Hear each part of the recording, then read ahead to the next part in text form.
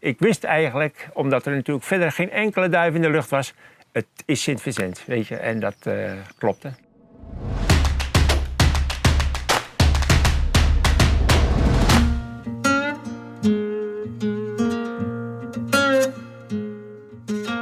Ik ben Paul van der Boogaard. Ik heb me er vanaf eind jaren 90 zeg maar, op de marathonvluchten gespecialiseerd. Zeg maar. En het mooie ervan is dat de duiven eigenlijk zeg maar, helemaal klaargemaakt worden naar een vlucht. En ja, dat intrigeerde me eigenlijk. Zeg maar. En de resultaten kwamen eigenlijk snel.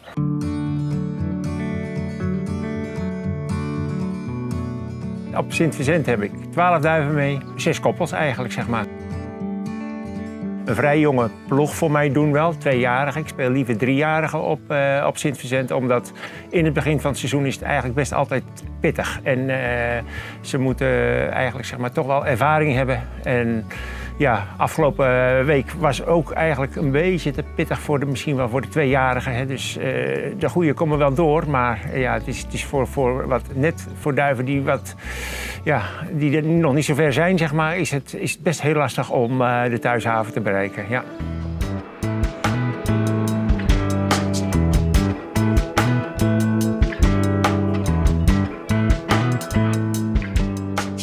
De eerste duiven, nationaal gezien, vielen in Zeeland. En 11:15 ongeveer begonnen de eerste duiven te vallen. En al vrij snel stonden er 5 of 6 op, zeg maar. En toen was er nog even een stilte. Ja, ik had net even gekeken op de laptop. En toen had ik eigenlijk wel het gevoel van, nou, voor 12, hè, dan heb je hier gewoon steenvroeg. En dan pak je gewoon de eerste. En op dat moment niet bevroedend dat 12:02 dan eigenlijk, zeg maar, een duif aankomt, zeg maar. Een beetje ver over de oostkant, zeg maar. Wel vanuit het zuiden naar het noorden.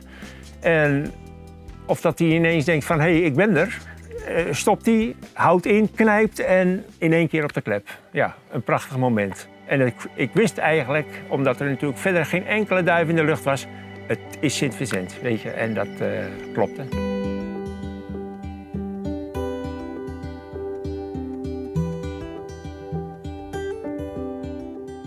Dit is ze dan, Sunetect.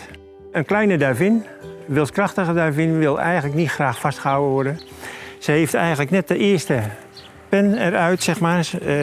Ik heb eigenlijk na het koppelen, als je de eerste keer laat ik ze op eieren komen en dan laat ik ze op overbroeden komen. En dan wil ik ze geen tweede keer op eieren hebben, want dan gaat die pen eruit.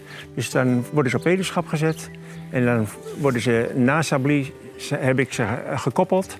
En dan komen ze op eieren en dan gaat, na een dag of 3, 4 gaat die pen eruit. Dus ze had net gestoten voordat ze de band in ging voor Sint-Vincent. Eerste op 11.704 duiven, ja, fantastisch. Echt een super prestatie, zo'n klein vogeltje. En die doet het dan maar eventjes. Ja, apetrots. Ik zag die auto's met duiven losgaan.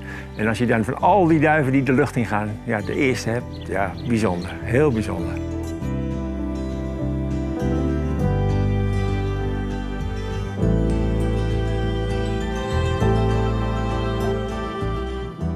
Ik ben een liefhebber van lucht, dat zien jullie misschien wel.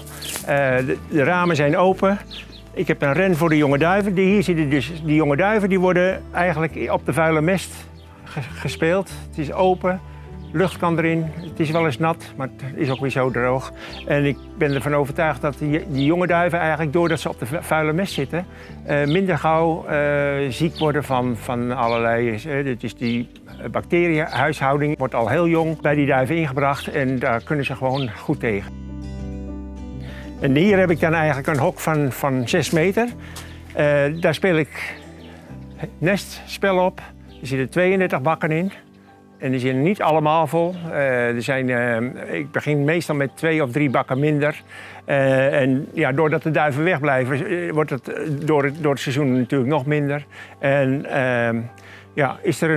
blijft er een doffer weg, sluit ik die bak af. Die duivin vindt vanzelf een andere doffer waar bijvoorbeeld een duivin van weg is. En dat laat ik gewoon maar op een natuurlijke manier vinden ze hun weg, zeg maar. En dat laat ik dan eigenlijk zo het hele jaar doorgaan eigenlijk. En ik probeer er eigenlijk, en dit jaar wil ik daar echt mee starten, niet meer met je handen aan zitten, niet te veel.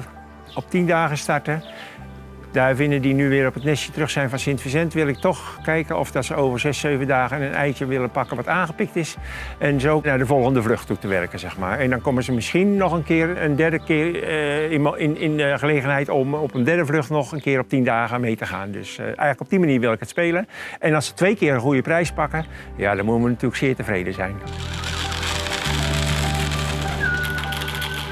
Je moet geloven in je eigen beestjes. Gaat niet met alle winden mee. Hè? Volgt iemand waar je denkt van ja, die weet hoe het spelletje gespeeld moet worden. En hou je daar aan vast. En luister niet onderhand weer naar een ander en gooit het weer om. Volg je lijn.